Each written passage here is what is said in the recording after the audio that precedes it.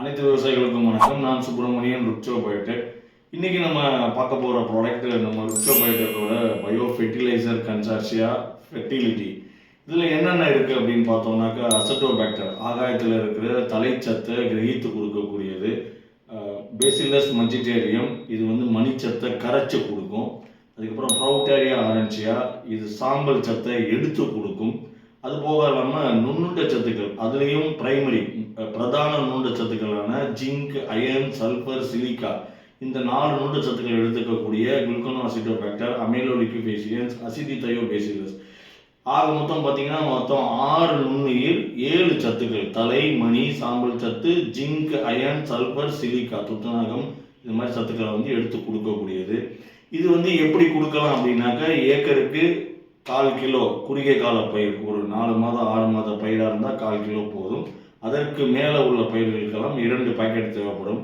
எப்படி கொடுக்கலாம் அப்படின்னாக்கா, நீங்கள் எப்போதும் கொடுக்கக்கூடிய உரத்தோடே இதை கலந்து கொடுக்கலாம்.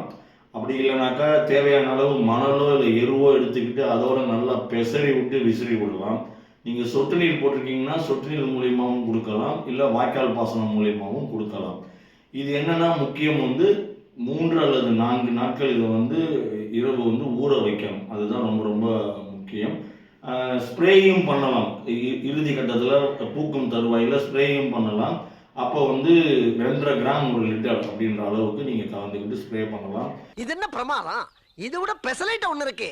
இது இந்த சத்துக்கள் மட்டும் இல்லாமல் பிஜிஆர், பிளான்ட் growth ரெகுலேட்டர்னு சொல்லுவோம், IAA, IBA, indole acetic acid, indole butyric acid, auxin, gibberellin, இந்த மாதிரி வந்து பயிர் ஊக்கிகளையும் கொடுக்கறதுனால நல்லா வேர் பிடிக்கிறதுக்கு, நல்லா வந்து தூர்ப்பு நல்லா நிறைய கட்டுறதுக்கு, பூவெல்லாம் கொட்டாமல் இருக்கிறதுக்கு, கொட்டாத இருக்க பூவெல்லாம் காயாகிறதுக்கு, காய் கொட்டாமல் இருக்கிறது, காயெல்லாம் பெருவெட்ட ஆகிறதுக்கு ரொம்பவே உதவியாக இருக்கும்.